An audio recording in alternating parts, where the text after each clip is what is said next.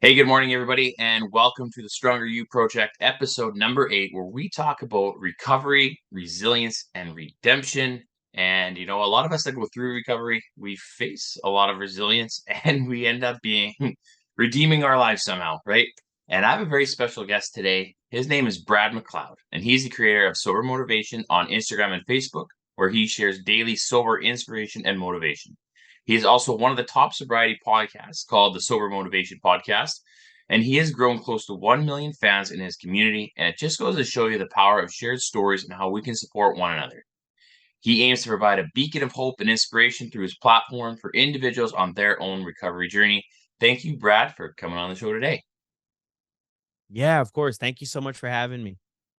Well, for anyone that's listening on Spotify, if you can go watch on YouTube, I suggest you do it. This guy has a fantastic beard. And are you raising money for Movember now, or is that just this is just you? No, this is just me, man. Yeah. I wish I could grow a beard like that. My wife wouldn't. Wife would be very happy, but appreciate you coming on the show today. And so, Sober Motivation on Instagram and Facebook. I'm a part of that group, and I've been part of it for a while. And it really does help. It's little things every day that you get to remind yourself that being sober is a good thing. Waking up sober is a good thing, and you show other people's quotes on, hey, I've been sober for this reason, and they're good reminders to everybody because when you're going in that recovery stage, it can be hard, right? And you can forget, Yeah. and you can see everybody else is doing it, and you want to be a part of the group, but then you get that inspiration, motivation of, hey, you know what? That didn't bring you happiness. So I wanted to thank you personally for making this group. And then I want to ask you, how did this group come to fruition? Who is Brad McLeod and what inspired you to do the things that you do and help as many people as you help? Yeah. Thank you so much for the support too. It really means a lot for everybody who helps out, in every way, right? It's a big community of people on this healing journey of recovery. It's weird. It all kind of came about. I'll take you back like 6 years ago. I was working as a counselor, clinical caseworker at this treatment program here in Ontario. And I was extremely burned out. I had a ton of anxiety. The fentanyl was really creeping into the scene. And I was working with teenagers, 14 to, maybe 19, and people were dying, which I'd never really experienced before. Like in my own journey, I was using heroin, pills, drinking everything, cocaine, everything. And I never knew of anybody who died from it. It just wasn't a thing. This was back in, 2007, 2008, 2009. And it just wasn't a thing, right? So it hit me really hard when this started to happen. The first fella that I worked with, he ended up passing away, and I had seen him a couple years after he did the program. I went to Niagara Falls, he lived there. I met up with him for coffee, and things were good, and a couple weeks later, things weren't good, and, that hit me, and then I had another fellow I worked with, and he passed away on a toilet at a McDonald's, here in town, the day before he was due to come back to the program. I wasn't used to this. They didn't teach you in school how to work through this. So that's a little bit of the story that led me up to sort of this online thing, is that I went into work on this Sunday. My wife was pregnant with our first child. We have 3 now, but this is our first one. And I went in there and I felt the anxiety. My body was physically locked up, is kind of the way I can explain it. Probably like a car with the oil runs out. Like it Hmm. doesn't drive anymore. And that's how I felt. So I had this idea in the back of my head that I had to do something. I had to start doing something different. But I went to school to be specifically that. Right? Yeah. So I didn't and uh I didn't know where else to go with it, but I knew I had to make a change. I could not keep doing what I was doing. So I put in my resignation letter. I didn't give 2 weeks or anything that you're probably maybe supposed to do. I just said, "Look, halfway through the shift, I told the guys I was working with, I said, "Boys, I can't do another second of this." And it was really scary that that's kind of where it ended up. But I had this vision still that I wanted to help people and I wanted to share a story of recovery and I wanted to, maybe naive at the time, but I wanted to inspire people to keep going. Um, so I took to Facebook, and for the first couple years, I just was like, I'm just gonna try to figure this out of how I can maybe spread a message, help people, and maybe make a living doing it. I mean, this was a far-fetched dream. I had no Mhm. idea what I was getting into. I was cutting grass and I was doing a lot of other stuff in between and trying to bring something to life. And I talked about my story specifically for years on Facebook, Instagram, and everything. It was good. It was a lot of fun. I met a lot of cool people, but I got tired of like just my story. I mean, how much more can you figure out after a couple years, right? I'm like, Mhm. I'm tired of this. That's when the idea came about because people started asking, like, can I share my story? And that's when sober motivation, the idea behind it was sort of born. My wife was the first person who followed the account, was like, oh, well, let's see what happens here. Right. And then you look, a couple years later, here it is now. But that's sort of like the backstory in a sense of how the whole idea of sober motivation came about. Simply, I was tired of sharing my story. I was like, maybe we can create something that people would be proud of and they could have a safe place or a safe community to share their story, get a little bit of praise, help other people with it. It's like a threefold thing, right? It helps me, Mhm. it helps them, and it helps other people. So that was sort of where, yeah, where things were born. And I mean, we got lucky along the way. I mean, we had a feature in Good Morning America, New York Times, a few years back where they highlighted sort of the idea behind it, and that really helped us get the word out there and sort of started the foundation to kinda keep it going. Um, so yeah, hopefully that kinda sums it up for how it all started, right? Yeah, no, that sums it up very well, and that's hard to hear about the I'm sorry to hear about the fentanyl overdoses and, witnessing that. I had, one of my best friends and my cousin actually passed away from a fentanyl overdose, and, that when I was doing drugs, you know, when I started in probably I was 14 years or sorry, 14. I was 24 actually. I was a late to the party. Like, I didn't really drink in high school. But when I started finding drinking when I was about 19, 18, 19, and when I moved out, I remember I had my first craving when I was playing hockey. I was at my billet house, my friend's billet house, and I was just like, "I want another beer. Why? Why do I want another beer?" I just wanted one, and then I wanted another one, and I wanted another one. I realized, like, the confidence and everything that it gave me. And then at 24, I did drugs for the very first time, and then it gave me, I thought it made me funny, right? So I have confidence and funny. These things are awesome. But back then, there was overdoses, but it wasn't as dangerous to. It wasn't like playing roulette to, Mhm. do drugs. Now it's in British Columbia. It's 6 people per day, overdose. And, like, that's an insane number. So you're really like, if you do drugs, you don't know if you're gonna wake up. I remember I did mental health or not mental health. I did mental health first aid, but I did a first aid course with a guy out of Vernon, and, he's a firefighter, and most of their times they respond to something, it's Narcan or it's to bring Mhm. somebody back from overdose. So fentanyl is a real thing, and we gotta be careful because it doesn't take much, and then you can overdose. But, Yeah. yeah, that's definitely a hard thing to go through, and it's funny how you say that, you're a counselor and you're still struggling. You went to school to be a counselor, and it was still heavy on you. I saw a guy, he's, OHL, he's their mental health coach, Paulie, I think, Yeah. and he shared a story that it's okay to ask for help. All these guys actually have coaches, like Tiger Woods has a coach, he asked for help.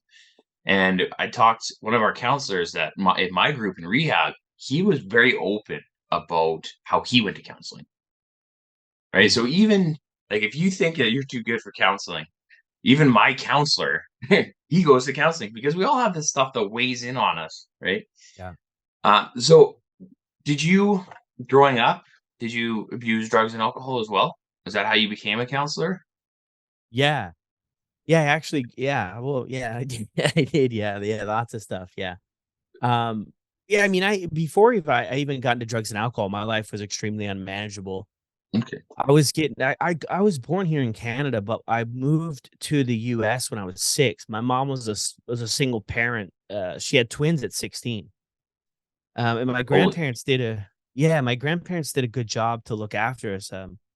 Well, my mom went back to school and everything, and she went to school here to be a nurse, and then at the time in the US, they were looking for a lot of nurses, right? So she would go down for little trips and check out these apply for these nursing jobs, and we landed in Waco, Texas. So we went down there, and I had this stability of my grandparents, like, looking after everything, right? We had a house, lots of room, lots of stability. I mean, grandparents just are they more experienced, right, than my mom of 20 something years old. And we moved down there to Texas, just the three of us. And I mean, it was tough. It was a tough transition, right? You go, the cultures, I wouldn't say from the US to Canada are extremely different. We probably know more about them than they know about about us. So it was weird in that sense that you're the new person, you're from somewhere different. You come in I came into about like what would that be like grade 1, grade 2 probably. Everybody's kind of already established, right? They get to kindergarten and they've in the neighborhoods and you kind of already have your groups of people, and then I'm trying to slide in, and I was really anxious, really awkward, and because of the move too, there was that, right? Looking hindsight, right? It's 2020. I had no idea at the time what the heck was going on. I knew that I just missed being back in the old environment. My mom did an incredible job to work, but I mean, being a single mom and nursing, you start out working nights and we had babysitters and didn't see much of her trying to, you know what I mean? Just trying to get her foot in the door in her career and make something for us. But yeah, I mean, looking back, that was definitely difficult, right? So I always struggled in life and I had these obsessions, way before I started drugs and alcohol. And then when I got into high school, it was just things the bottom just fell out. I was diagnosed with ADHD early on in life and I got put on Adderall. And the thing with the Adderall was it worked really well, but it just covers up for me, it covered up everything. So no personality, sit in the back, quiet, not talk to anybody, no friends. And then I had in high school, probably my sophomore year in high school, grade 10, I missed the dose of the Adderall because my parents used to give it to me. I used to go up to the office and get it. I mean, this was serious stuff. Like if you were taking these medications, like they made sure you got them. Mhm. And it was and then I missed a dose and I had this entirely different feeling in life. I felt like I was freaking alive. Mm. But there's pros and cons with everything. And the cons with that is that I just let loose, man. I just became um really behaviorally problematic. And in the school system, if and I my grades were trash. And in the school system, if you don't do well in school, you cause problems. Like that's a problem. I was getting Yeah. suspended. I was getting suspended still in like middle school too, grade 7, 6, 7, 8. I get in school suspension, out of school suspension.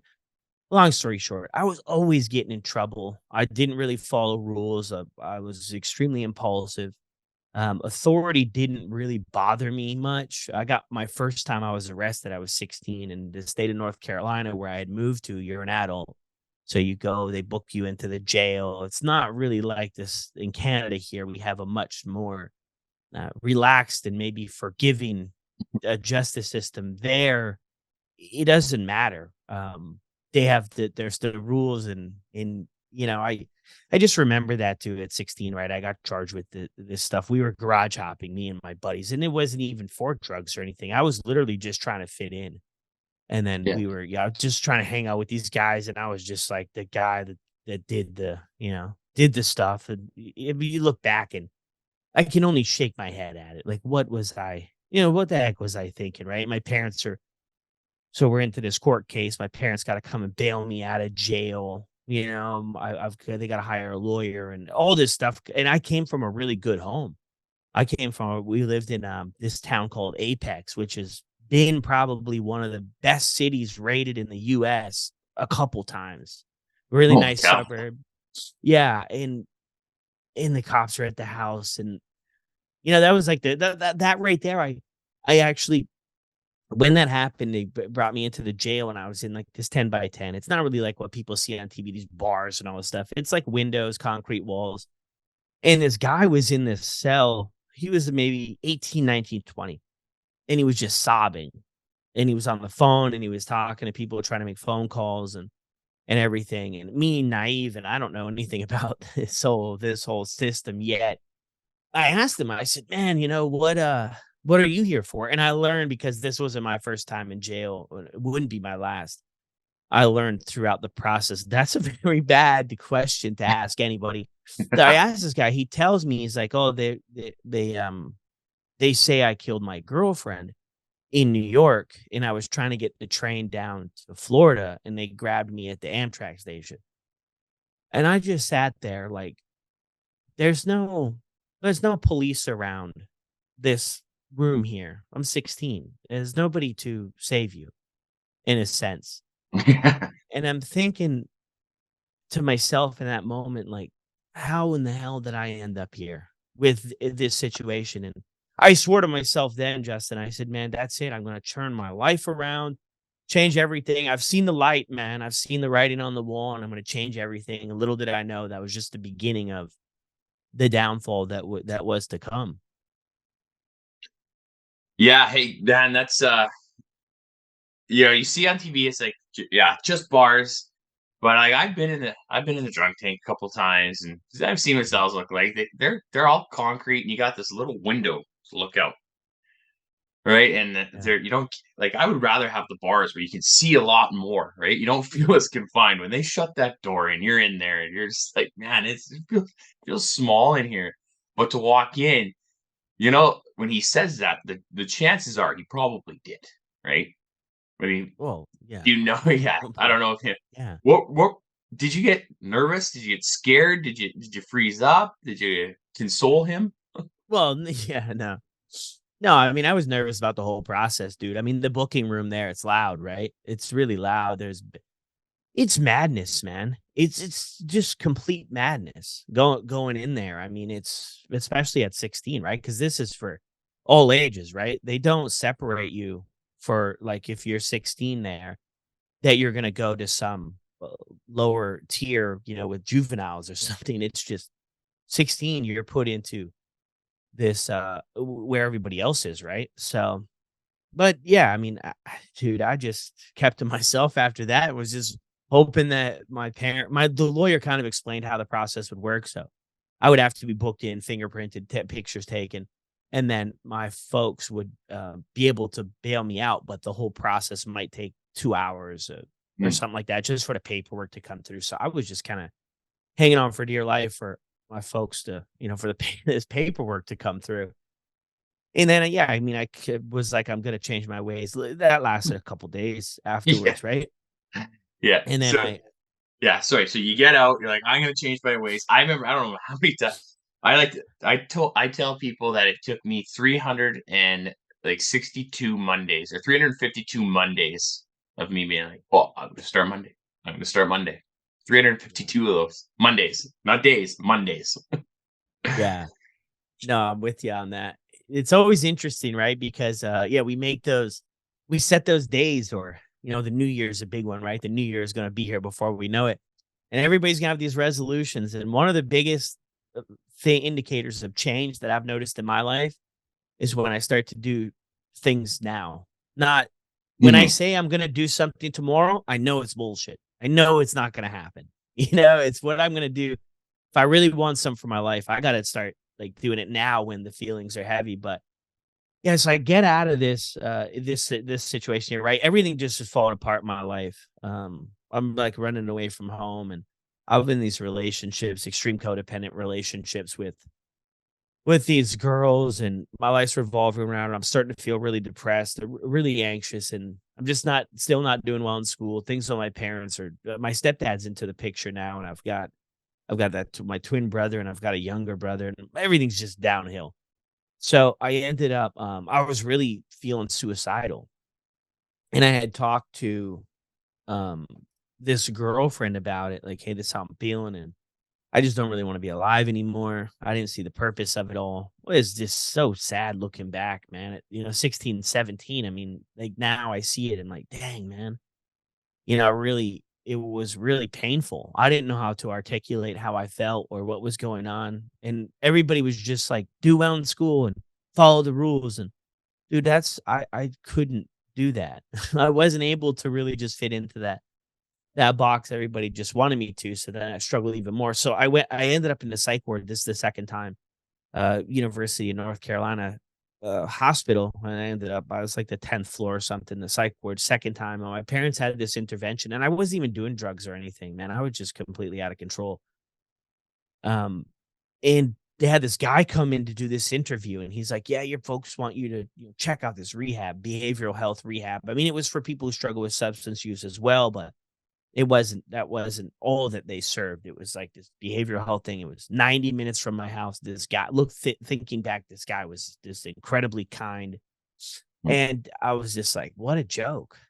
Like I'm not going to any type of rehab. Come on, are you kidding me? Like, this is ridiculous. So my parents had a plan B up their sleeve of something I didn't even know existed. So your parents can sign you over, basically commit you to a Yeah. program you can't leave. So I woke up a couple days. They took my shoes too, and they didn't do this the first time. First time I was only there for 3 days. This time I was creeping up to about 7 days. I had this weird feeling something was up. They took my shoes. They're like, "Oh, you're a flight risk," in this adolescent psych ward, you know. A flight And risk, they said? They're yeah, flight running? risk. Yeah. Yeah, like run away from the place. Oh, I see. I thought they Yeah. would have taken your shoes because of your shoelaces. No, So you no, could they hurt didn't. yourself. No, no, they didn't. No, they might have already taken the shoelaces. I can't even remember if Okay. they did that, but I did have like this.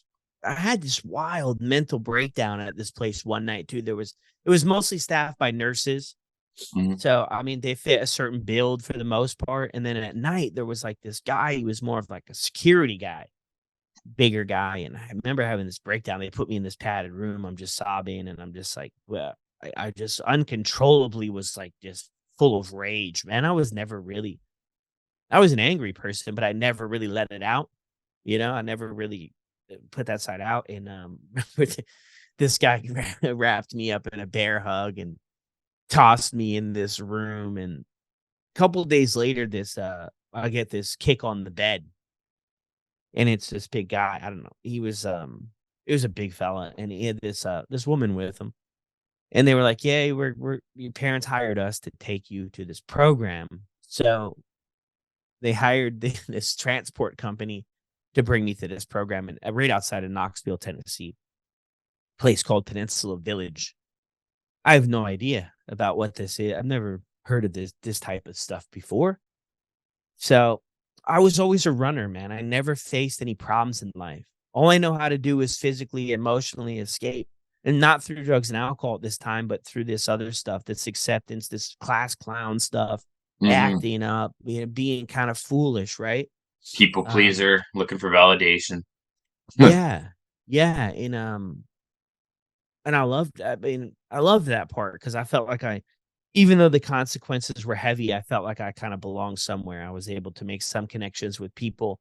They thought it was funny, and it was like, I mean, looking back, like, what the heck, dude? You got to be kidding me.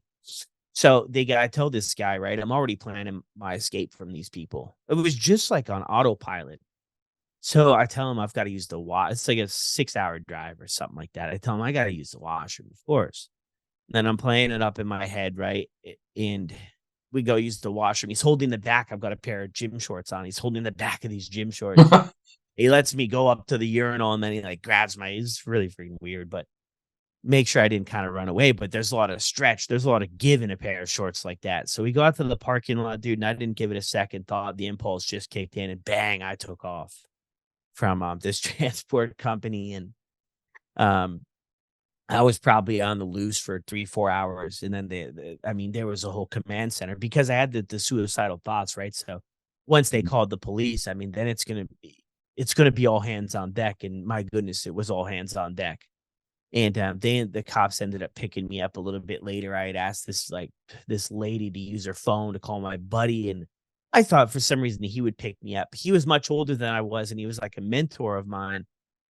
He wasn't gonna he wasn't gonna come and bail me out of this situation. I don't know what I was thinking. So yeah, I ended up at this program, man. And when I was 17, I ended up staying there for a year. It was a lockdown unit. You couldn't leave 4 months. You stayed in the basement.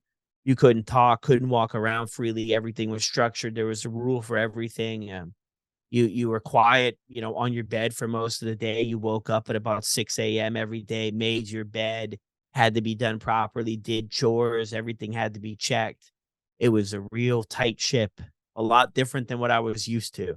Well, it So sounds like a military almost. yeah, Man, I yeah. remember going to rehab.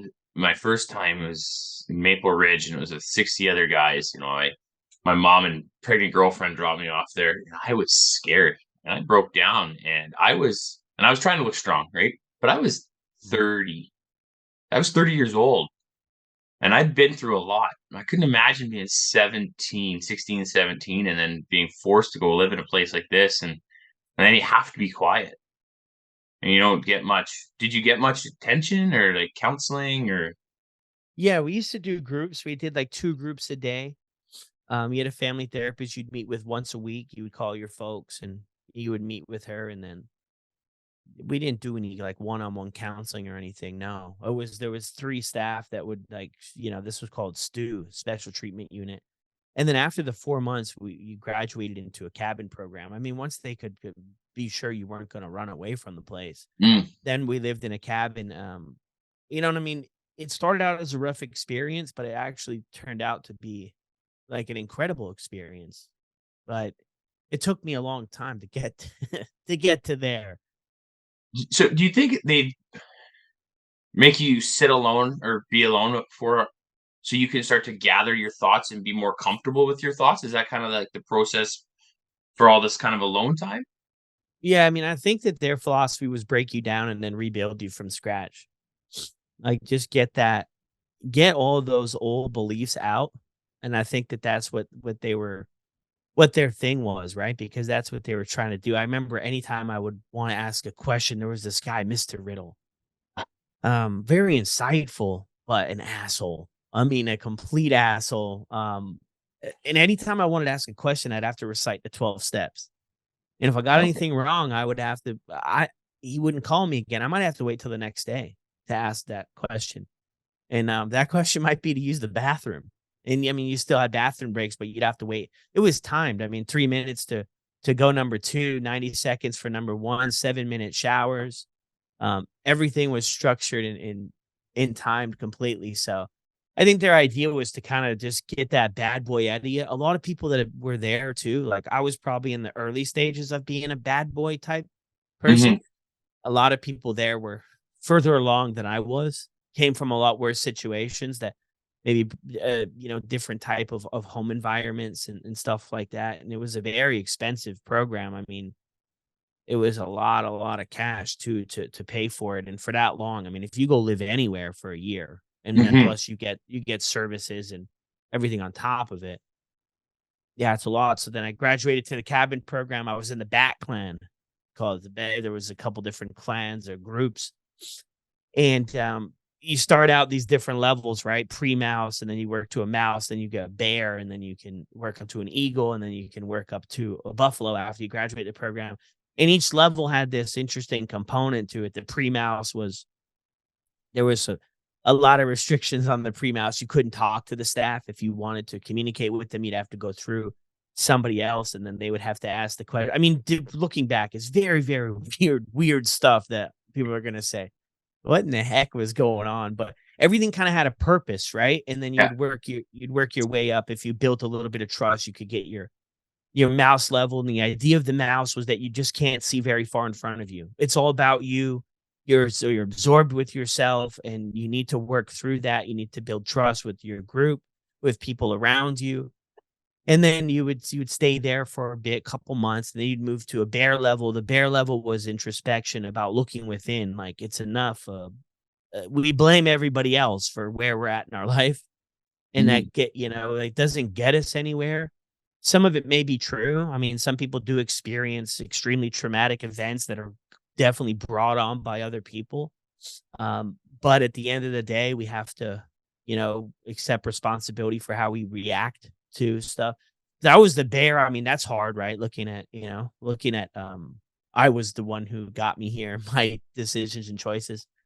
Then you move. Yes. Not many people reach the eagle level, but I was lucky to reach that level, and that's more like the bigger picture. So when you hit this level, it's seen that you can observe the bigger picture of things and not you're so far from that mouse of what's right in front of you, and you can see how your choices, behaviors, and everything that you're doing, how it's working from a bigger level, and you have a different vision of things. So, I mean, it turned out to be an incredible program, but I got started in drugs and alcohol after the program. I graduated the program and I got into college. I graduated high school, which I never would have done. We did schooling there too. I got my first apartment. I started dating this incredible young lady. I got a car. I got my first job. I got this program. I was on cloud nine, right? I was just Mhm. living good. Um, And you had but tools, right? yeah, They provided you with these tools. yeah, for sure. And then I thought I had everything figured out, right? So I stopped going to see my psychiatrist. I stopped going to see my therapist. I stopped going to my support groups. Slowly but surely, right? I knew I had it all figured out. I mean, I guess that's the simplest way to put it. And I did cocaine for the first. That's my first drug. I did cocaine. We were at a party. My buddy's like, "Oh, this sobers you up so that we can drive home." And I did it. It didn't have any effect on me or anything. I wasn't like, "Oh my god, now I need more cocaine," or it was real. And I lived with the thing with the girlfriend deteriorated, and my buddy moved in, and these guys were bums. And then like the day after I did the first cocaine, I had a brand new PlayStation 3. I like waited in Best Buy. You put your ID in a hat. They only had a few, and like luckily they called my name to buy this thing. And I was so excited. And, like it was gone. Somebody stole it. And then the roommate and this other guy that used to like live on our couch, they were like, "Oh, well, maybe you sold it because you got into the cocaine." And I'm like, "Yeah, no, I think I would have remembered that." Like, and it just was like, I was like, but I mean, whatever, you freaking move on. But what really hit me, man, is we were playing cards one night. I got into drinking, but drinking was never a problem. I mean, we were going to parties and we were just kicking it. It was, I really loved it because I could get, it just melts away the anxiety. We hear the story. I mean, it's just pretty straightforward. And what Hmm. it does for us, right? I mean, I was uncomfortable in my own skin, and then I drank. I felt like I could be somebody I wasn't, and people liked me, and I liked myself, and the voices just kind of turned off of the inner critic of everything else in life. And that, but what really hit me was the pain pills when we're playing poker one day and we're having a couple beers, and guy pulls out this prescription bottle. I used to work at the restaurant, dude. Restaurants are just notorious for, people getting started on this stuff. And, I said, "Dude, if you got a headache or something or whatever, you're not feeling good, like, you could just kick it, go home. We'll just put your chips aside. You can get in the next game or whatever, like, figure it out." And he's like, "No, no, it's not that. It's these pills, man. Get a little buzz." And I'm like, "Oh, a little buzz? The heck are you talking about, a little buzz here?" He's like, "Yeah, it's Percocets." And dude, I had no idea. I literally, like, I wasn't sheltered growing up, but I didn't know about this Percocets or pain pills or nothing. But it came in a prescription bottle, dude. I didn't have a second thought. He said, "It's $5, man. Why don't you, if you want to." He wasn't trying to pressure me to, make $5 or anything. He would probably rather have kept it himself, honestly, because this guy was farther along in the journey than I Hmm. was. So I took that, man, and everything I worked so hard for to get to that place, that whole year I did to feel comfortable in my own skin, to be confident, to have some self-esteem, to feel like I had a purpose in this world other than screwing everything up.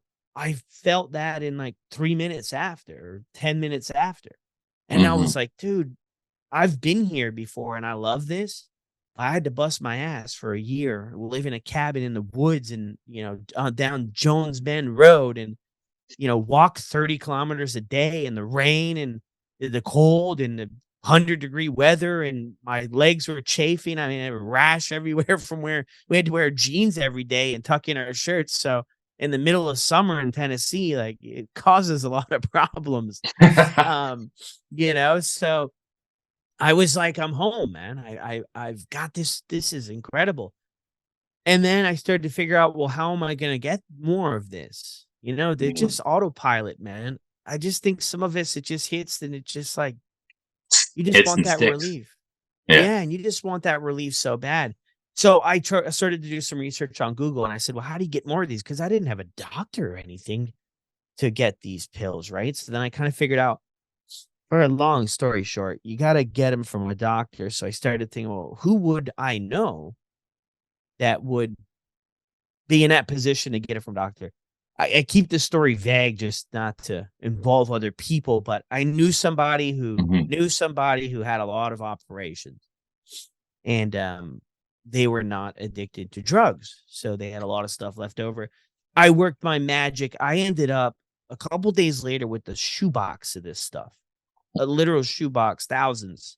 Well, I don't know if it was thousands, but it was a lot of these pills, different kinds, Vicodin, Percocet, Valium, all this shit. And here I go with absolutely no education and no understanding about what the heck this is going to turn into. I just start eating these pills. Every day I'm still in college at the time. I've still got my job, and I'm friggin' on cloud nine, dude. I'm moving and shaking in ways I never moved and shook before. Like I'm just showing up. I'm just showing up and I'm on all the time. And Right. I'm just taking these pills. And when it starts to wear off, I'm taking more of these pills, more and more. And I'm just every day for, 30, 60 days, I'm just bang, bang, bang, bang until I run dry. And a couple of days before, I looked at what I had and I was like, oh, yeah, I'll be out soon and I'll freaking get back to life. And, it won't be a problem. Nothing like, that's fine, man. If I'm done, I'm done. It was fun. Let's get back at it, right? No consequences or anything obviously set in. I had taken too much one time though, because I had the way I went to school was a one-way road, and I passed out at this red light, and it was a very busy one-way road, and I passed out at this red light. It still blows my mind today that I kept my foot on the brake because I literally was sleeping. A guy I work with later that night, he talked to me, he said, "Dude, I saw you freaking on the way to school. Like, I honked my horn and everything, and you just were parked there." But, like, it's that busy where it would almost be dangerous for anybody to stop.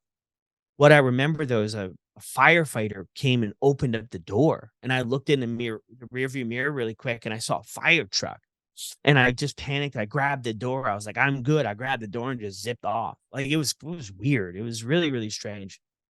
And, nothing more came of it. But yeah, once the pills ran out, man, it's gonna be the same story everybody shares, right? What we didn't know, now we need to figure out, right? Because I was, started to get sick, right? The withdrawal set in. I had no idea what a Mhm. withdrawal is. All of a sudden, I'm feeling really unwell, and I had a buddy of mine who I knew he was in the game a little bit with this stuff, with drugs anyway, and I talked with him, and, he explained it to me, man, where I was with things.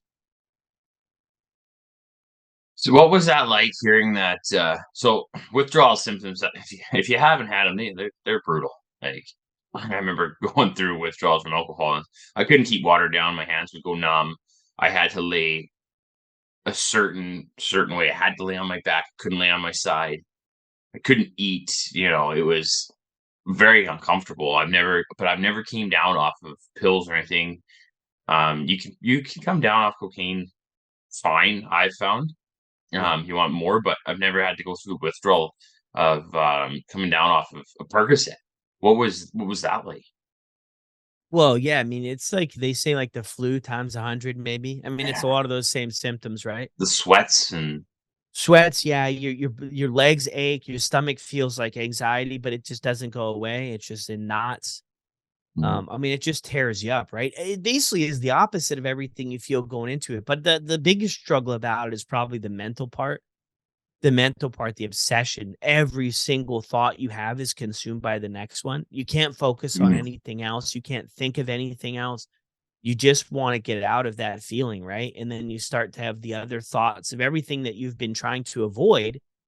It all starts to creep back in, and by golly, I mean, you've buried everything down. I buried everything down for the last 30, 60 days, and now that's all coming back. The emotions are coming back, and yeah, your body is just completely achy. You can't sleep. I mean, I further down in the journey, I mean, I've stayed up for 3 days because of withdrawals from not sleeping. You're throwing up, you can, poop on yourself. Yeah, I mean, a it's lot of dangerous. stuff. Yeah. Well, I mean, you won't die from it. You won't die from it. That's what they say. And I've never heard of anybody who does die from the withdrawal part. You feel like you're going to, um, but yeah, your body is just really, really craving. the medication. And I mean, like I said, dude, I had no idea. A lot of people I talked to, as naive and as wild as it sounds, a lot of us who got into doing opiates back then, because these pills, I mean, I had a buddy, they delivered enough pills to probably take out an elephant to his mailbox back then, and we would all wait for the phone call that his dad got the drop. I mean, it was the craziest thing in the world. I mean, we would all be just waiting as these young adults, 18, 19 years old, for like his dad to get his prescription so that he would sell us some.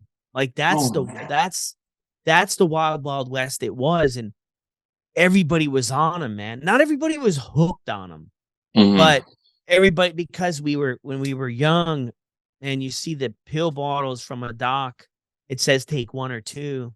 Shit, what's three or four gonna do? We've all seen Tylenol, maybe not at that age, but you see it says, take one every 6 hours or whatever. If you feel really bad, I don't think the average person is going to talk themselves out of having two. No. And we did that with the pills, right? And then that's where, kind of started, right? And then just to everybody knows this story too, has been involved with it. By the pills, they started cutting back, the prices went up, the availability went down, and we all got sweet.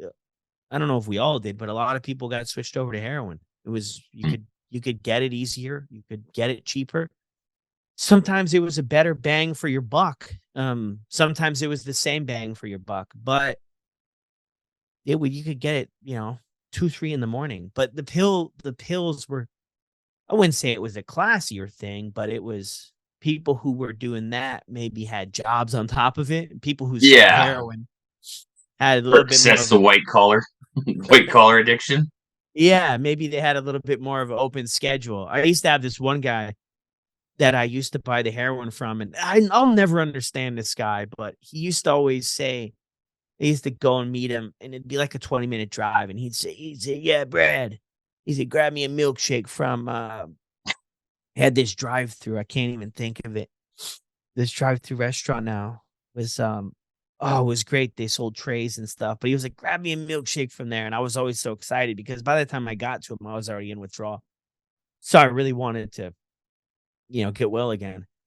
And I would always get him these milkshakes, and they would just melt to nothing because I would wait for 3 or 4 hours, sometimes more, in a parking gas station parking lot or different places. Right, I'd move around a little bit because it was really weird. But yeah, you'd wait for 3, 4 hours, man, and just call buddy over and over and over and over again, and he'd be like, Yeah. "Yeah, I'll be right there. I'll be right there."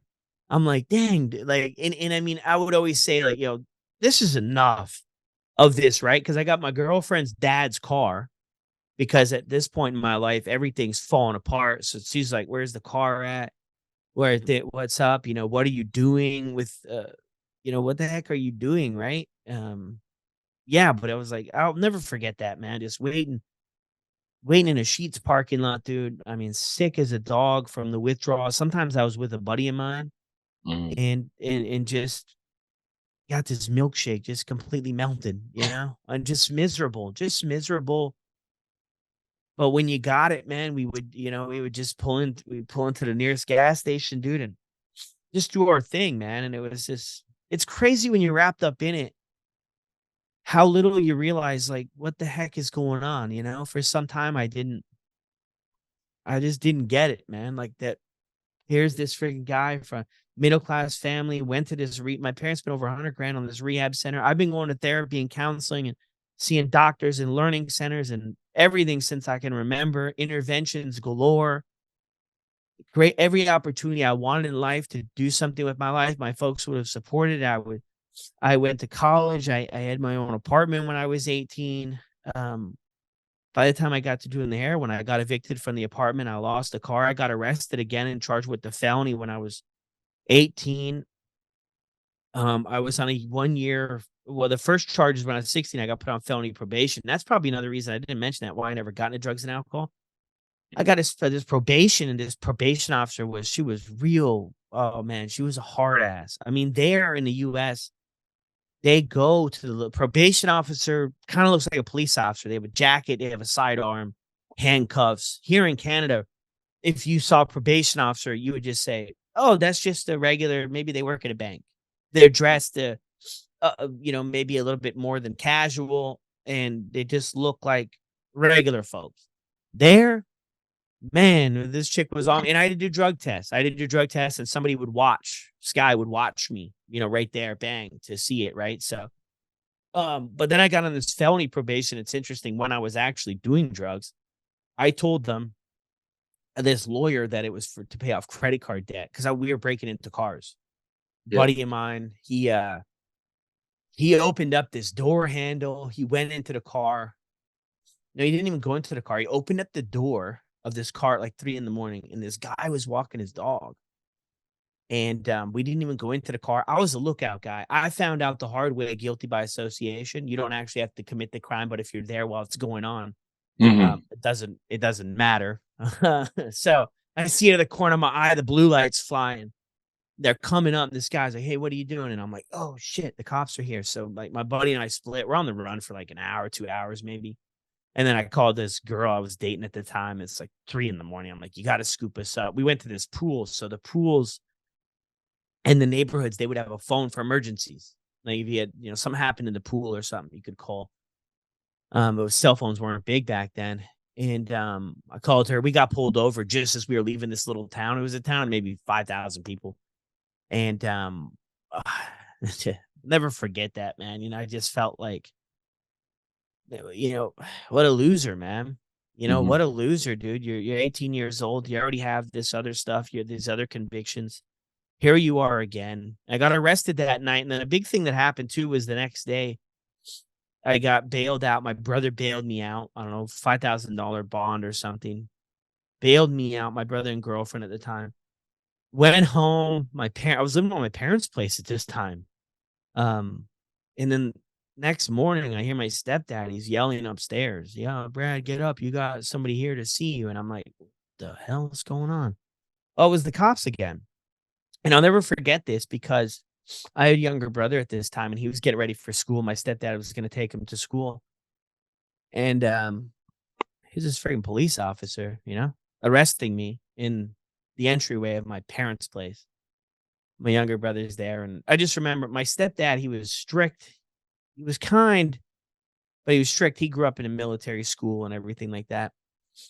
And I just saw the look on his face, and I just knew that I was not welcome to go back to their house. Hmm. I never even asked. I didn't have to ask. I knew it. He didn't have to say anything. And my younger brother, like experiencing that, I was like, shit, man, here we go again, right? How did you end up here? You got to make some changes. And I got bailed out, and I lived kind of secretly at this girlfriend's parents' place. Like, I'm pretty sure they knew I lived there. And I lived there for a bit, but I just I couldn't kick it. And then I got on probation. I got the probation, a felony probation, and I had to do a DNA sample. I had to pay money. But they didn't do drug testing, which was kind of strange because I said the credit card thing and they bought into that dream, right?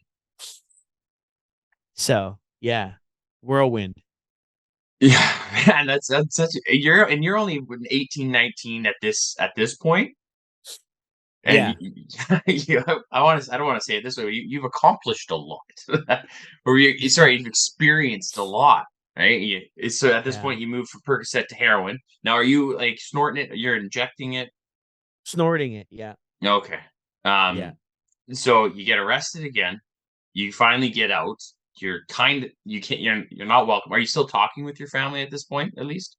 yeah. I mean, my family's always been, my mom especially has always been, supportive to everything, but I never talked to them about what was going on or anything like that, right? I mean, they had ideas, but I never really told them.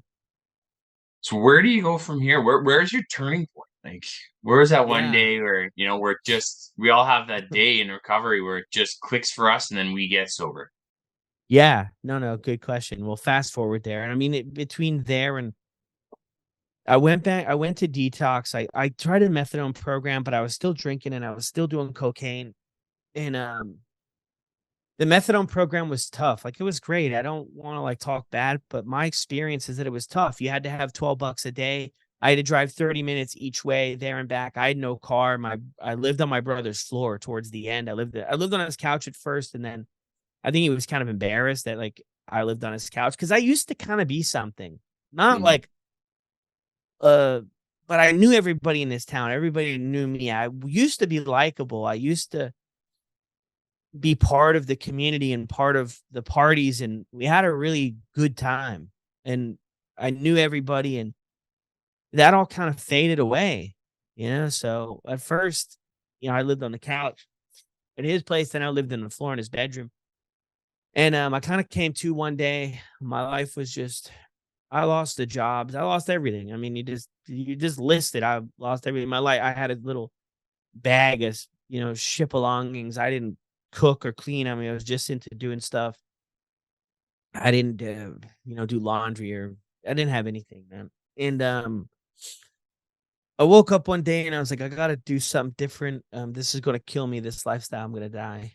And I didn't really want to die, but I just didn't know how to get out of it. So I called my grandparents, man. My grandparents in their 60s up here in Canada.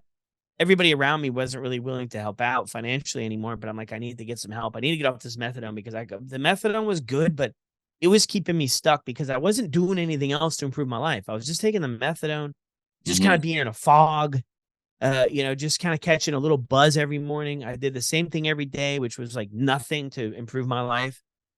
We would kick it by the pool, drink 24 Keystone, go over to Food Line in the morning, buy that for $12, get the 2-for-1 Marlboro menthol cigarettes. If I could find somebody to finish off that Keystone Light, like it was gravy, man. Take the methadone, dude. Try to sleep it off. They used to breathalyze me in the morning to get the methadone. If I blew anything, I couldn't get it. That would be instant withdrawal. The withdrawal from methadone was much worse for me than anything else. So I would have to go through that. Sometimes I'd be able to afford something to help me out.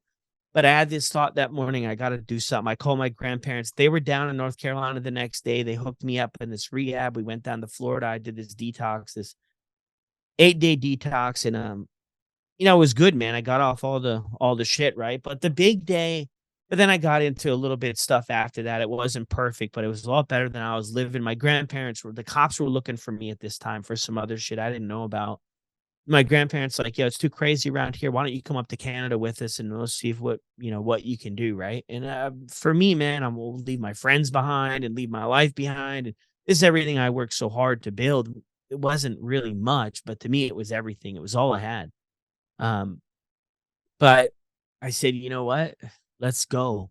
I'll just go." And I grabbed, like a grocery bag maybe for a couple T-shirts and shit, and I'm just, like, reflecting in that moment where they're like, "That's all you're taking?" I'm like, "Fuck, that's all I have." Like, I don't have anything else. But they didn't know what the heck was going on, and shit, I don't even know if I knew what was going on. But I went up there and I did okay. It wasn't perfect. But then really when things changed, January 11th, 2010, I was coming back to visit my folks and this girl we had reconnected and see my brothers and all this shit. When I got to Toronto in the airport, the customs agent from the US was asking me a ton of questions. This did everything else. And my red flags went up, dude. They put me in this back room. They're like, "You got any ID?" And friggin' then at the end, they like interrogated me, and I'm like, "This is friggin' weird. This has never happened before." Then they were like, "Oh, it's a big misunderstanding. We'll get you on your flight." But I knew something was up, so I landed a layover in connecting flight in New York City. So I told myself if something was gonna pop off, it would have Mhm. happened here. Well, nothing happened. So I get on my flight to North Carolina. I get off the plane, and bang, there's 5 cops right there, and they got my picture in their hand. And, I got charged that day with, 4 counts of drug trafficking, cocaine, heroin, I don't know, pills too. Long Mhm. story short, I had a buddy of mine, a buddy, I say that loosely, set me up years prior and sell these drugs to this undercover police officer. And this is just the time they caught up with me, but this stuff was alive for a bit because of my lifestyle. No driver's license, no job, living on my brother's floor was hard to find me, I guess. Um, and I got arrested that day. I ended up going to prison for a year. When I got out of prison in the US, I got US Marshals picked me up and they put me on a plane at Atlanta International Airport. They drove right up to the back, friggin' right to the steps of the plane. Um, I've got no shoelaces or anything. Everything I own is in this cardboard box. It mostly consists of letters from my grandmother, my cousins, my girl that Always a girl, right? From this girl, from my mom, and that's all I had to. That was what I had for my life after this year in prison. And basically, the plea deal that we kind of worked out, I was going to be deported, and I received a lifetime ban from the U.S. And I got sent on this plane, a one-way flight back to Toronto, and that's kind of when my life friggin' started over. And I just decided to like not live like that again after being in prison for a year and shit. It was good. It gave me the opportunity to reflect on what I don't want to do anymore with my life. I had done this stuff. It started at 16, man, and here I was, shit, 22, 23, somewhere around there. I'm not the greatest with math, but here I am, man. But it was the best doggone thing that ever happened. My folks still live in the US.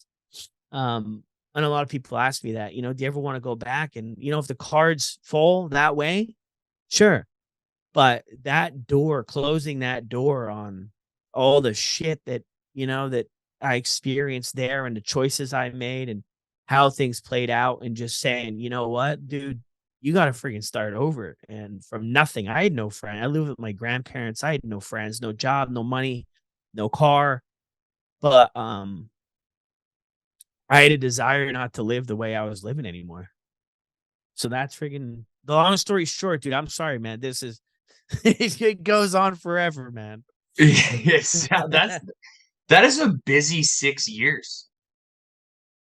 Yeah. Like that's a busy 6. But and I guess I was in alcohol misuse, I guess you could say, for 16, and I've lived. I guess the only difference is I wasn't charged with it, which you never know. I write about it in my book, that I made bad decisions, and I was in the pharmaceutical game. I write about that. So I don't know if that's ever going to bite me in the butt, but I did what I did. But you do what you can do to survive, but you do what you can do to feed your need. And we Mhm. as people, we all have human needs, and we do whatever we can to feed that. And especially in addiction, man, you can no one can get anything more than an addict looking for his next fix.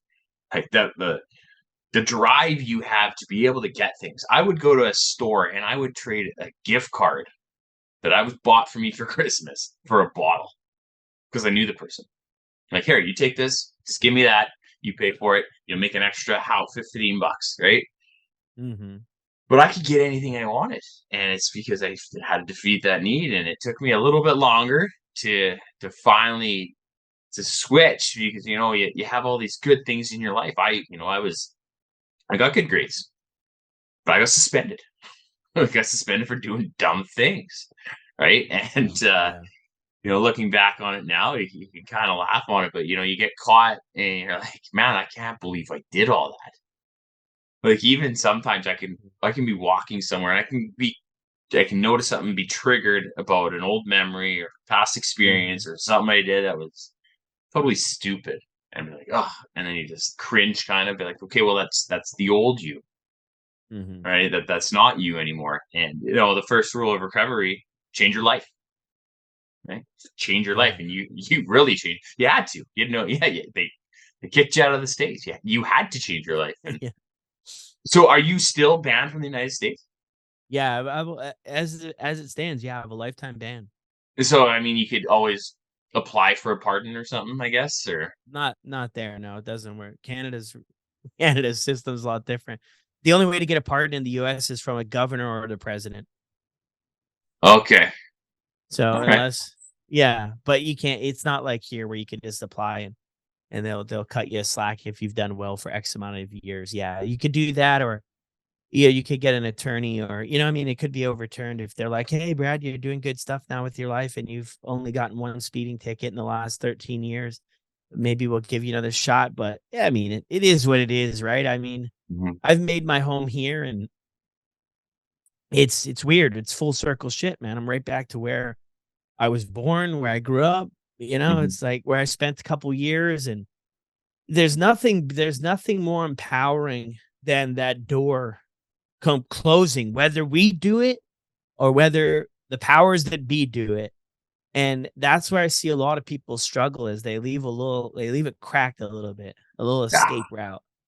And you really got to just shut that down, and you really got to just go all in on friggin' a better life. And now it's like, it's crazy, dude. I never imagined like having a house, and I have 3 kids now and married and friggin' 2, 3 businesses and stuff. And I never, and I went back to school after that to be the counselor, and I worked in the rehab center, and I worked in detox center, and I worked as a peer support specialist, and I worked at the when the RAM clinics launched in Canada. I worked in the pilot project for that rapid access addiction clinics, or their rapid access addiction medicine. They call them different things, but it's a walk-in clinic where you can meet with a peer support specialist, a counselor, and a doctor whenever you want. And I was sort of part of the groundwork in Guelph, to bring that to life. And then we opened one in Kitchener, and we opened one in Cambridge, just in my area. And it was the most fulfilling work I ever did, you know. And that's really cool. I've never even heard of that. They need more of those. Yeah, they have them out there where you're at, I'm sure. Okay. Yeah, and then you could walk in, and then people, you can, for alcohol, or um for opiates, or wherever you're at. I mean, we tried a lot of stuff there that um other places would not have tried. We had people doing different tapers that nobody else would do. Nobody else would support that. And did it work all the time? No, of course not. But we tried. And other people, if you go to other doctors looking for medication, they're not gonna, you know what I mean? They're like, Mhm. no, no. Opiates, benzos, no, no, they're not prescribing it.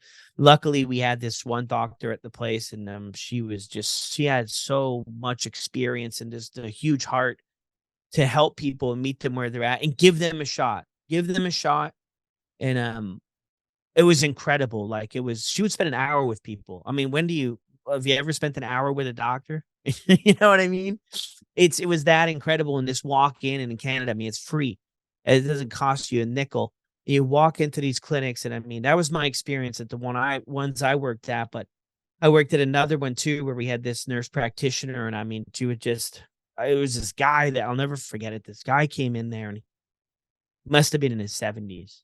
He came in there, and my job was to greet the people and try to make them feel comfortable to stay long enough to see the doctor. Cause a lot of people, you go for help and then you evacuate. You go for help and then you leave, right? And my job was to like try to keep them there, no matter Mhm. what. Like, you've got to stay because we can help you, but not if you just depart because it's uncomfortable. And I was talking with this guy, and I think the Jays were doing a playoff run, and he had a Jays hat, and I like wasn't I'm not into baseball. We were just talking. He ended up staying for his appointment. He got on Suboxone, and he was an older fella, didn't talk much. And then a couple months later, because he would come, and he was just like, dude, if it wasn't for you, I wouldn't have stayed. I wouldn't be where I'm at. And like, his life, he was gonna die, like 100%. He was gonna die, and he had a family, and they cared about him a lot. And it was like, holy smokes, but that's what these clinics can offer people. If anybody listening to the show is struggling in Canada, like, check it out. I mean, the names are different everywhere, but a lot of hospitals have them too. And these people really care to help you, figure stuff out and meet you where you're at. But I mean, that's the most beautiful thing about them, is that working at the treatment center, the ultimate goal is sobriety, sobriety, sobriety. Well, Mhm. at 15, 16, 17, that's going to be realistic for like 4% of people. Mhm. I don't know for sure if it's that, but it's so low. And this place, I loved it because we could meet people where they're at and come up with plans that they were actually interested in following through with. And the goal was for them not to die and to live a better life or start working towards doing so. So it was cool. That is really cool, and I'm glad that, people have access to that, because it is hard. I went to a government-assisted, rehab center. We couldn't afford, the private ones, and, what I learned there was a lot about emotions. We went over guilt and shame and anger, and we went over acceptance and forgiveness, and we went over they didn't worry about the substance, they worried about the why. Like, why are you using? And then the how. How are you gonna get better? And then they accepted you for who you are, and that's the big thing, is the being accepted for, your demons, for your past, it takes a long time for you to accept it, but these Mhm. people accept you. They want you to stay. They want to learn about you. And it took me a while to just switch my mindset from they're paid individuals to, okay, well, they actually paid to go to school to be able to help me because they want to help me. And Mhm. one of the things you got to do is if you're struggling with substance use and addiction is you got to be able to open up and be completely honest with them because they're there to Yeah. help you. But if you're not going to be honest with them, then it's going to be really hard to get the help. So, Yeah. Well, I mean, that's so true, and that's always the $1,000,000 question, right? Is we get stuck on the substance as being the problem, and if we just remove that, our life gets better, and it just doesn't work like that. When I went to that rehab center for the 12 months, a lot of people, well, most of the people there struggle with some substance use in some sense. We never talked about it. We never talked about it because early on in the journey, we were still extremely dysfunctional without it. So they were like, the people were like, "Yeah, the drugs are my problem," and they're like, "Well, your behavior here is not right. So, and you don't have drugs, so it's not the drugs because you don't have them here, and you're still not gonna behave well. You're still not mhm. behaving well. You're not able to identify your emotions, articulate them, and ask for help. You're not able to do that. And there's no drugs here. So, like, we don't, that's not what we're going to spend 12 months talking about is drugs and alcohol. So it was interesting, right? Yeah, I spoke at a school once, and at the end I like do a Q&A, and the guys, I was a teacher, and he's like, Mm, "What should they teach in schools?" I'm like, "What they teach in rehab. They teach you how to deal with your emotions. They teach you to look for the why. They teach you like, if you're escaping from something, what is the reasoning, right? You're mhm. you're behaving a certain way because of a certain reason. So let's uncover what's underneath that rock and try to fix it that way so that you don't use, drugs and alcohol for an escape, basically. Yeah. I love that. I love that. I was thinking about that too, about the whole DARE program. I grew up with the DARE program, right? Just say no. This is your brain on drugs, or the Oh yeah, frying, yeah, yeah, the yeah, egg hit the frying pan. And yeah. I had somebody reach out to me too about like, hey, what do you think would be a better solution? And obviously, I don't have all the answers to everything, but I think the whole way I grew up with it, it was just say no. It was just say no. But what if you said yes? Like a lot of people did. We never learned how to get out of it. And I think I'm like more thinking about this thing is teenagers are gonna experiment with drinking, they're gonna experiment with drugs, they're gonna get stuck, some are gonna get addicted, some are gonna move on, some are not gonna like it. But the ones who do get hooked into it, there's no other plan. So what I would say, what I said to this person, I said, what we need to do is we need to teach people when you get stuck, how you get out. Instead of this just say no and well, I couldn't say no, so I'm X, Y, and Z. I'm a bad person and I can't figure it out. And I'm just gonna keep this big secret and just fueled by shame and guilt. Let's start teaching them. Let's let them know it's coming. Like there will be some of you that are here that are gonna struggle with this. Let's show you how to get out of it and ask for help when you get there, because that's what we don't do. How many years do, the two of us just wander around in this world thinking we had it figured out and not ask anybody for help because we felt we were the only ones who were struggling and we were less than or weaker than our peers and that, we didn't deserve the help and the everything we go through, if we can get that crap out of the way and when people do struggle, maybe it's just 1 year of their life and then they can get into getting support. I think that's because we're not going to ever be able to win the battle of don't do drugs, just say no, don't drink. I mean, it doesn't start out as a disaster. So that's why it's so hard. People see other people drinking. It's cool. Like when I first started, it was all right. It wasn't, I didn't burn my life down, right away from drinking, right?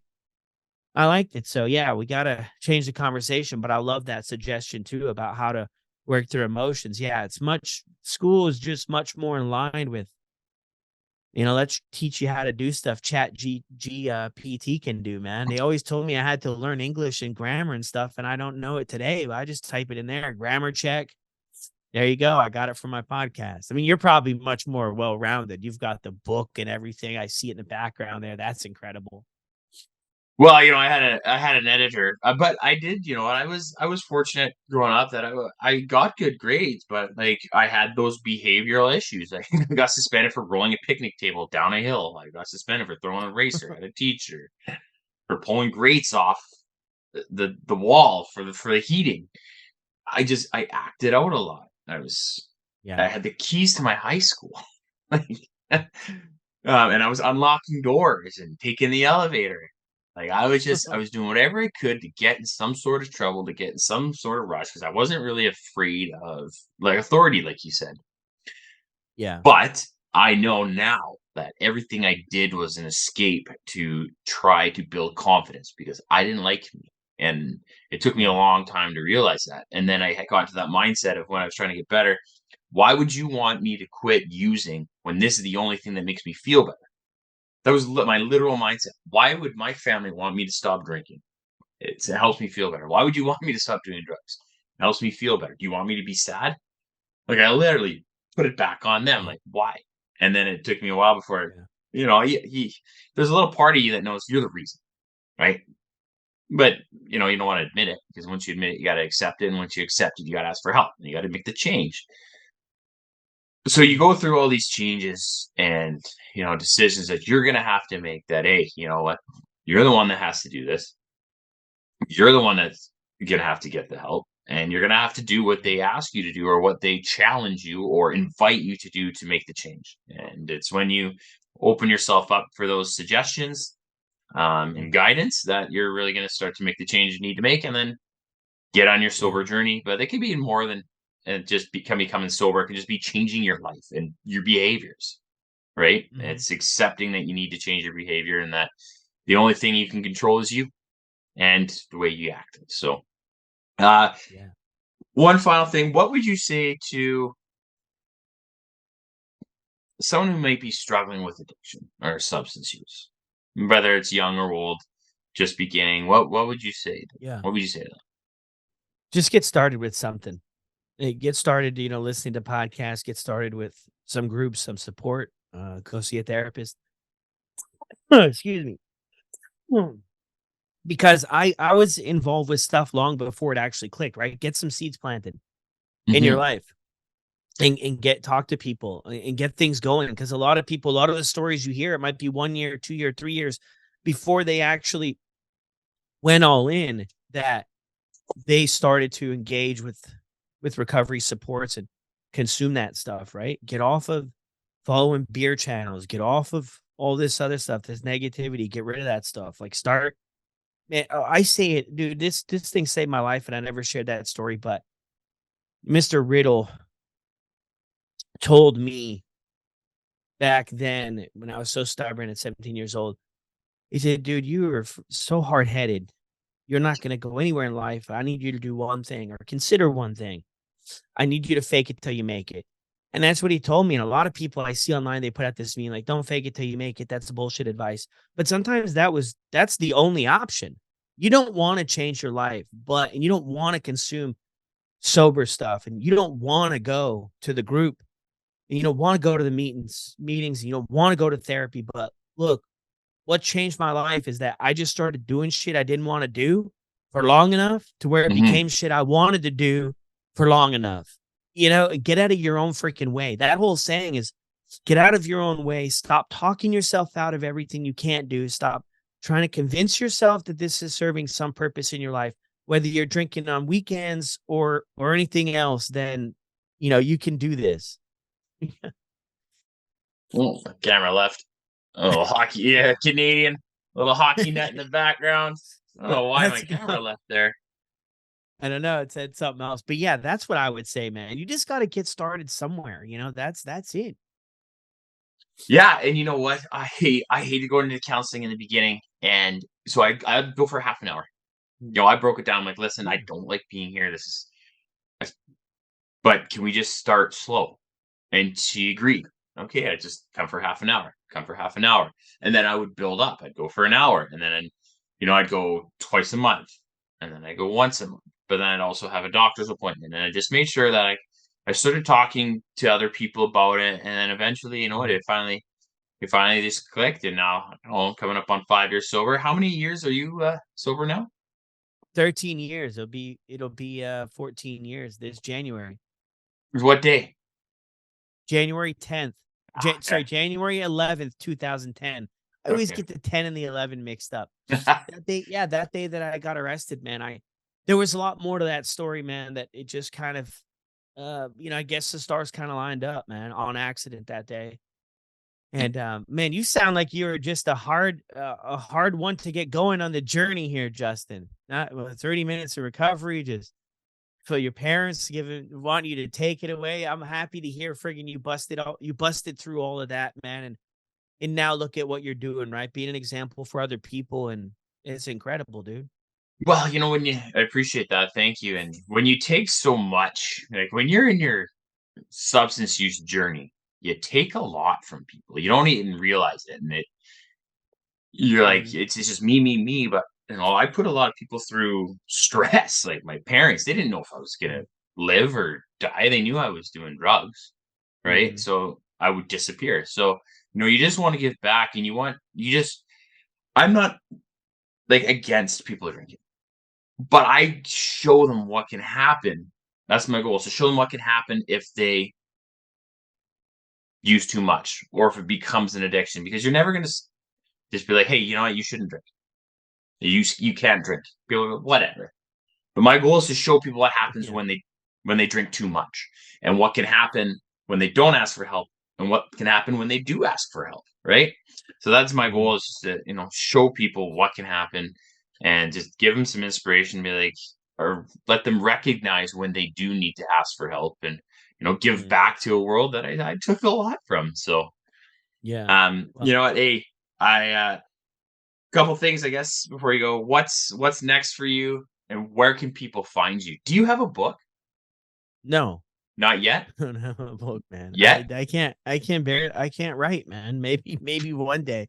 I had a vision of 100 sober stories, write a book of Yeah. and share 100 sober stories Oh, that's of cool. people in a thing. But no, I started writing a book actually for when I quit that job. I wrote 15,000 words. I got stuck at a spot because I reached out to other people that were involved with the story, and it was just Mm, they were just like long story short, like I'd rather we not, go there. So I'm like, well, how am I going to tell this story without yeah. I don't want to shed anybody in a bad light because a lot of people, we did the best we could with what we had. A lot of people in Mhm. my life, but a lot of people enabled my behavior, not knowing at the time. And I was a good con man in a sense, Yeah. and it's not their fault. It's nobody's fault. But in a lot of situations in my life, people did the best they could with what they had and what they knew at the time. But when we look back, like we probably could have done things differently, but it's not like to shame or blame anybody. But yeah, a lot of people, I didn't hang out with people who use substances. I had one buddy, and everybody else I hung out with was, you know, regular people like with careers and stuff. And I was kind of like the one in the mix here. And Black it was sheep. a yeah, it was kind of a strange thing, but a lot of people that I spent time they were really, really good people. They didn't have these problems, and I would, yeah, I would those were just who I hung out with, so yeah. Yeah, that's the story on the book, but who knows? Maybe someday we'll find a way to make it happen, but I mean, my big passion right now is the podcast, the Sober Motivation Podcast. I started a year ago. We're close to 700,000 downloads on the podcast. It's a regular, top 50 US podcast, and just getting a chance to meet all these people and share the stories and see that this stuff actually matters and can help people. I reached this spot with this whole thing, Justin, for another long-winded answer to your short question. I reached this point with sober motivation where I used to try to keep it for the majority anonymous. I didn't want to be like famous or the person people looked up to. I didn't want to be that. And I talked with this mentor of mine about a year ago, and I said, I want to start this show. I don't want it to be about ego or about me being something I'm not. I'm not some sort of guru over here that has all the answers to addiction and some miracle friggin' story. And I don't want to be that. I just want to create somewhere that people can maybe connect with that could help them understand that they're not alone and there's other Mhm. people who've been through it and are going through it and we're rooting for you. But he said, dude, he told me, he said, every ship needs a captain. And I was like, Yeah. oh shit. So here we go, man. So that's when I kind of was like, all right, I'm going to have to be the captain, and everything really changed for everything. So yeah, I mean, the podcast is sort of where I do 2 episodes a week, and I really put a ton of effort. I stay up till, well, it was 1 a.m. last night to get today's show launched. And, I do that, and I have so much fun doing it. I never really had, I had a lot of fun doing a lot of stuff, but this is a whole nother level, Mm. a whole nother level. So yeah, I mean, check that out. Check out Sober Motivation um, on Instagram, and friggin' send me a note. I get back to everybody, dude, that I can. I get back to everybody, not right away, but usually I do, man. People are surprised. Like, you got 181,000 followers. How do you get back to people? I said, it's important to me, man, to do that. So, Yeah, yeah. and I remember messaging you and hadn't heard back. I'm like, oh man, and then all of a sudden, boom, there it is. And it's like, I'd love to come on the show. And what he's doing, it's very special. It's important. It's needed. I remember in my recovery journey, I was listening to podcasts of guys like me who struggle in what they did. That was a big part of it. So was help. So was taking medication. Getting into fitness, doing my coping mechanisms, all that. But it was listening to positive podcasts. And yeah, I remember when I first came across your page, I'm like, well, who is this guy? I don't see a photo of him. Like, I want to know who this guy is. And finally, I was scrolling and scrolling. I think that's him. Is that him? But he doesn't want to be the hero, and I can see that in him just by talking to him. But it's like he says, the ship needs a captain, and in your own life, you need to be the captain of your own ship. You are in control of the choices you make, the behaviors you do, what you put in your body, whether you want to ask for help or not. You are in control of that. So, thank you today.